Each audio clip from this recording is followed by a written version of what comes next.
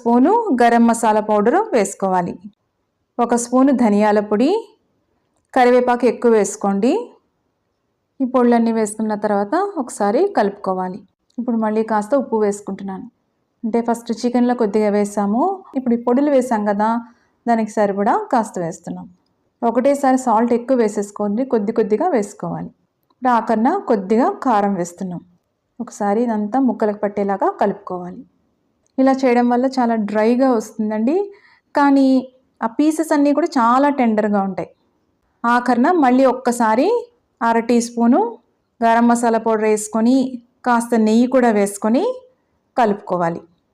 ఇలా చేయడం వల్ల చికెన్ చాలా టెండర్గా ఉంటుంది, ఇంకోటి ఏంటంటే ఫ్లేవర్ఫుల్గా ఉంటుందండి. ఆఖరిన ఎప్పుడు కూడా కాస్త గరం మసాలా వేసుకుంటే చాలా బాగుంటుంది చికెన్ ఫ్రై. ఇంక రెడీ అయిపోయిందండి. ఇంక స్టవ్ ఆఫ్ చేసుకొని సర్వ్ చేసుకోవడమే. ఇది చారు కాంబినేషన్తో చాలా బాగుంటుంది.